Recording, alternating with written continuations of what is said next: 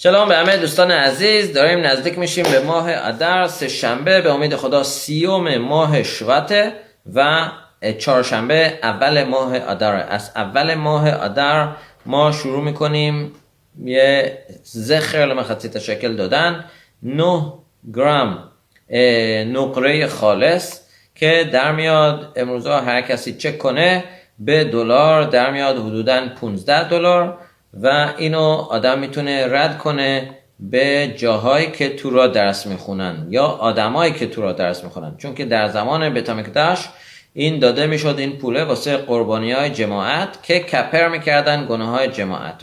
امروز که قربانی نداره متاسفانه، پس تو را درس خوندن گناه ها رو کپر میکنه. پس آدم این پوله رو بده به جایی که تو را یاد میدن، تو را یاد میگیرن، یا کسایی که تو را یاد میگیرن که این شریک بشه به تو را درس خوندنشون و کپر کنه گناهاشون.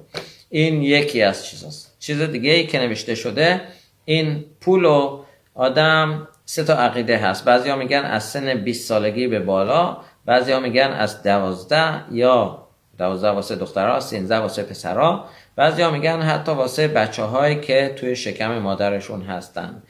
پس آدم بدونه چجوری بکنه این کارو. کسی که میتونه، اگر میتونه روی همه فامیلش این $15 رو بده، پس $15 بده.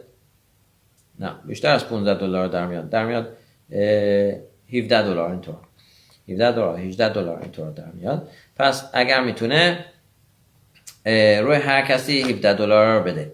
اگر نمیتونه سختشه، پس از سن 12 واسه دخترها و 13 روی هر کسی $17 بده و کسایی که کوچیکترن نیم سکه اون جایی که هست بده. اگر اینم سختشه، پس فقط واسه کسایی که بالاتر از 20 سالن این $17 رو بده و روی بقیه نیم سکه اونجا بده. اگر اینم سختشه، پس کسایی که از 20 ساله از روی همه دیگه روی هر کسی نیم سکه اونجا رو بده. هم مردا باید بدن هم زنا. و این انشاءالله به عزت هاشم به خود صدقه نوشته که نجات پیدا میکنیم به زودی، به راحتی، به آرامش. آمین و آمین.